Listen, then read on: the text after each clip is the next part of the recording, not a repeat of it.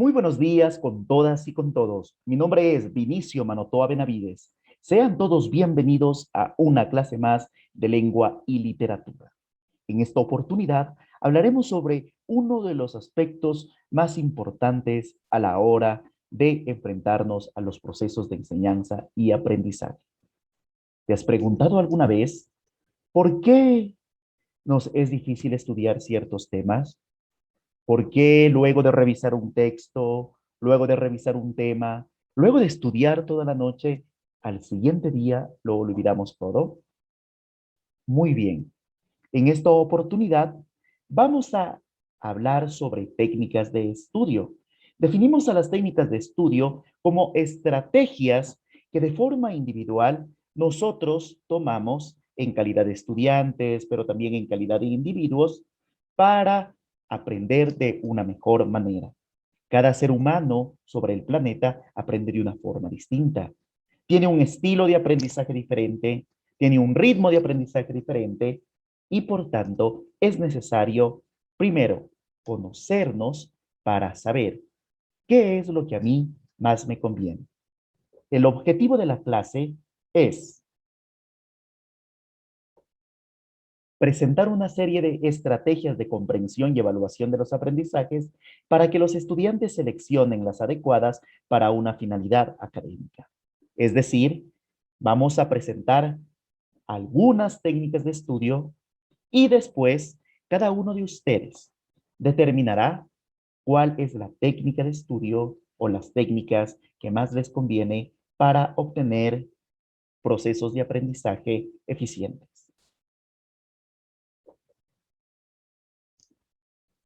Vamos por la primera técnica de estudio. Partamos de un ejemplo. ¿Qué pasaría si un día yo voy al supermercado y compro muchas cosas, vegetales, frutas, todo lo necesario para llenar mi despensa, regreso a mi casa y lo guardo en la cocina? Un mes después, voy a mi cocina y todo se ha echado a perder. ¿Qué ha pasado aquí? ¿Por qué se dañaron las cosas? ¿Estaban mal organizadas? Podría ser. Eh, ¿Olvidé usarlas? Podría ser. ¿Salí de viaje y no me fue posible emplearlas? Podría ser. Pero diremos que una de las razones por la cual se echaron a perder las cosas fue porque no las utilicé. No las utilicé para preparar, ni para preparar mi desayuno, ni para preparar mi merienda, ni para preparar mi almuerzo. Es decir, no les di una finalidad a aquello que yo tenía.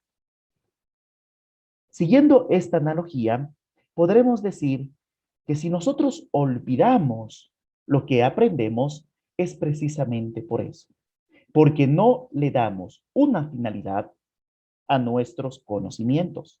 Por tanto, la primera estrategia de estudio es la construcción de un propósito de estudio. Recordemos que los propósitos pueden definirse como objetivos. Un propósito es una finalidad que nos planteamos de forma personal para dar sentido a una actividad. Responde a la pregunta ¿para qué? Esta finalidad es la que nos permite caminar, es la que nos permite dar sentido a mi actividad, pero ante todo es la que permite que utilice para un fin estratégico la información que yo tenga en mi cerebro. Podemos decir que nuestro cerebro, al enfrentarse a un propósito, se enfoca y necesitamos enfocar nuestras habilidades cognitivas para poder tener éxito en nuestros procesos de aprendizaje. No obstante, los propósitos son personales. Mi propósito no va a coincidir con el propósito de mi compañero o de mis estudiantes o los propósitos del gobierno o los propósitos de mi familia. Por tanto, es importante que al enfrentarnos a un nuevo tema, nosotros nos preguntemos, ¿para qué quiero aprender este tema? Puede ser un tema de filosofía, por ejemplo, los presocráticos, y preguntarme, ¿para qué quiero conocer sobre Sócrates? O puede ser un tema de educación ciudadana, y puedo preguntarme, ¿para qué me sirve aprender sobre la democracia? O a su vez, puede ser un tema de historia, y puedo preguntarme, ¿para qué me sirve aprender sobre la Revolución Francesa? Esa pregunta es muy importante debido a que permitirá que mi cerebro se enfoque en el proceso de aprendizaje puesto en marcha. En este sentido, la primera actividad autónoma que realizaremos en la clase es escribir un propósito de estudio personal respondiendo a la pregunta, ¿para qué voy a estudiar el tema de, en nuestro caso y en nuestro ejercicio, el tema de mitología? ¿Para qué voy a estudiar el tema de mitología? Pensémoslo, busquemos respuestas. En la medida que esas respuestas respondan a mis intereses, a mis preguntas, a mis inquietudes, mi propósito estará bien construido. Por tanto, el éxito del planteamiento de un propósito depende de que responda a lo que yo en el fondo deseo, no a lo que el docente quiere, no a lo que nuestros padres quieren, sino a lo que yo, como individuo, en medio de un proceso de enseñanza y aprendizaje, quiero para mí. Así que te pregunto, ¿cuál es el propósito que te plantea? ¿Para qué voy a estudiar el tema de mitología?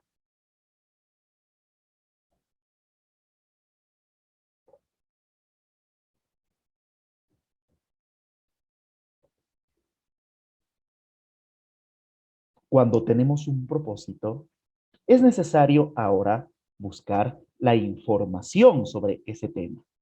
Nosotros podemos encontrar información en libros, en revistas, en periódicos, en la televisión, en páginas de internet, en videos, pero la clave para el éxito de nuestros procesos de estudio es que seleccionemos la información más importante.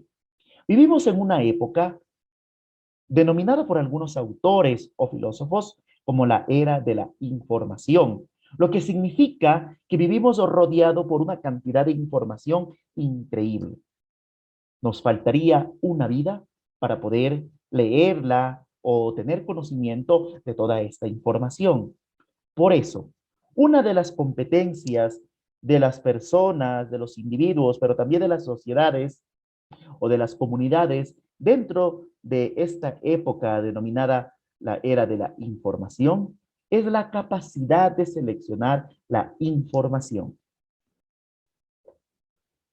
Por tanto, la técnica número 2 es esta, la selección de las fuentes. Denominamos las fuentes son los objetos seleccionados para obtener información sobre un tema específico y que tienen que responder a criterios de exactitud o autoridad y objetividad. ¿Qué queremos decir con estas palabras? Exactitud, autoridad, objetividad. Vamos a plantearnos un ejemplo en nuestra vida cotidiana. Imaginemos que voy a investigar sobre el fútbol. Y entonces yo tengo varias fuentes de consulta. Tengo un libro sobre la historia del fútbol, tengo muchos periódicos en los cuales están los detalles del campeonato de fútbol de mi país, pero también tengo un amigo que es un seleccionado de fútbol de mi institución y también cuento por aquí con el profesor de educación física, que es al mismo tiempo el entrenador de la selección de fútbol de mi institución. Entonces, tengo estas cuatro posibilidades. El libro de la historia de fútbol, también tengo este conjunto de periódicos donde dan detalles sobre el campeonato. La tercera es a mi amigo que es seleccionado un jugador. Y la cuarta al entrenador del equipo de la institución. ¿Cuál seleccionaría yo? Diremos, por ejemplo, que la exactitud tiene que ver con la experticia, es decir, ¿quién es el experto en ese conocimiento?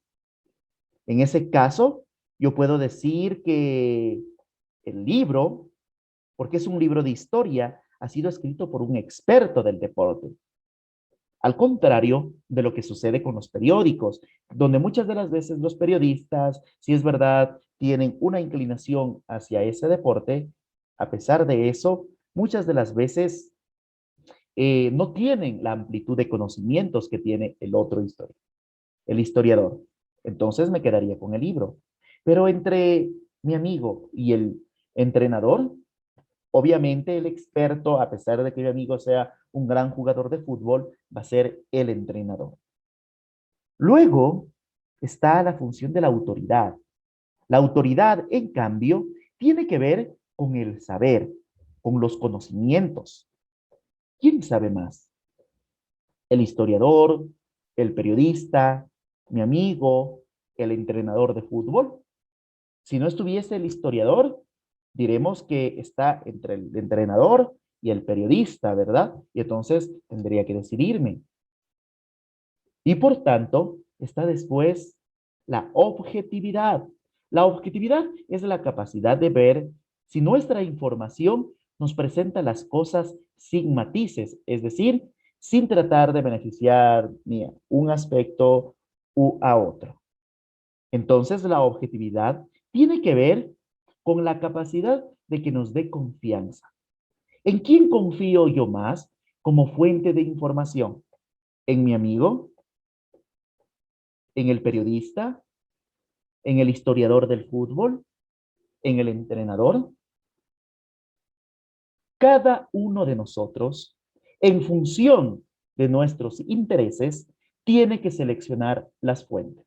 Recordemos, por otra parte, los tipos de fuentes que existen. De manera general, podemos decir que existen las llamadas fuentes bibliográficas, las que se encuentran escritas, ya puede ser en cualquier formato, en un formato digital, en un formato impreso. Pero dentro de las fuentes bibliográficas, tenemos que reconocer dos tipos de fuentes. Las fuentes primarias de consulta, donde se encuentra la información más importante, aquella información desarrollada con investigaciones. Por ejemplo, las investigaciones propiamente dichas, tesis, monografías, artículos o aquella información que nosotros podemos encontrar en los repositorios de los centros de estudios como universidades o a veces en revistas científicas. Además, vamos a tener las fuentes secundarias de consulta. Son fuentes que, al contrario de las primarias, no tienen esa autoridad. No están hechos incluso con exactitud, sino que tiene una función más divulgativa. Imaginemos un tema complejo como el ADN. En las fuentes primarias de consulta aparecerá un libro, una investigación, y yo que no conozco nada sobre el aspecto, no lo voy a entender. Pero en las fuentes secundarias de consulta, aquella información que estaba escrita en un lenguaje complejo se vuelve más divulgativa, es decir, con un lenguaje más cercano a mí, yo lo puedo entender. Las principales fuentes secundarias de consulta son los diccionarios de cualquier tipo, las páginas de consulta propiamente dicha y especialmente las enciclopedias. Recordemos que la enciclopedia más visitada, bueno, una de las enciclopedias más visitadas en nuestra época es Wikipedia. Por otro punto, existen también las llamadas fuentes estadísticas o experimentales, aquellas que nosotros obtenemos en el campo, ¿verdad? Como hacer la entrevista a mi profesor, como hacer la entrevista a mi amigo de fútbol. En las fuentes estadísticas están fuentes que nosotros vamos a obtener por medio de la observación, como son informes, encuestas, recolección de datos, etnografías, y ahí también valdría poner las entrevistas. Mientras que hay otras fuentes que yo las obtengo experimentando. Nosotros en las ciencias físicas, en la biología, siempre estamos trabajando con experimentos. Realizo el experimento y escribo un informe.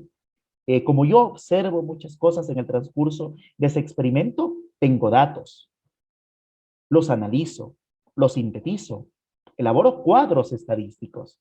Entonces, estos son los tres tipos de fuentes. Para el objetivo de nuestro curso, que en este caso es un curso de primer año de bachillerato, nosotros vamos a dedicarnos exclusivamente a trabajar con las fuentes secundarias de consulta.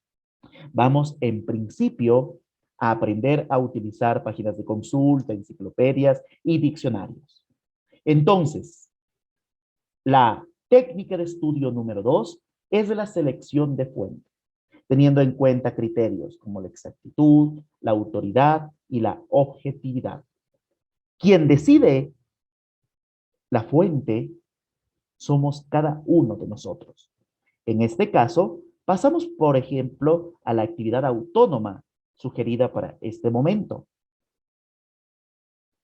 Cada uno de ustedes va a tener un tema individual de investigación derivado de la mitología. Este tema individual, ustedes lo encontrarán en el documento que ha llegado a ustedes a través de los representantes de su curso. Veamos este ejemplo correspondiente al primero C. Entonces vemos cada uno tiene aquí a un Dios, ¿verdad?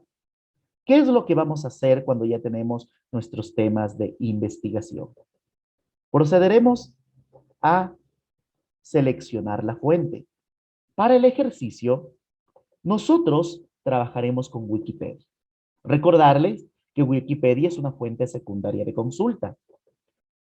Luego que hemos hecho esto, nosotros vamos a consultar su tema de investigación individual en Wikipedia y vamos a transcribirlo en nuestro cuaderno de trabajo. En esta ocasión, porque estamos acercándonos a nuestras técnicas de estudio, la recomendación es que lo transcribamos todo. Por ejemplo, vamos acá, entremos nosotros también a Wikipedia. Y yo me encuentro aquí. Esta de acá va a ser la interfaz de inicio de Wikipedia. Esperemos un instante que cargue. Y ponemos acá mi tema de búsqueda. Yo, por ejemplo, voy a buscar sobre Quetzalcóatl.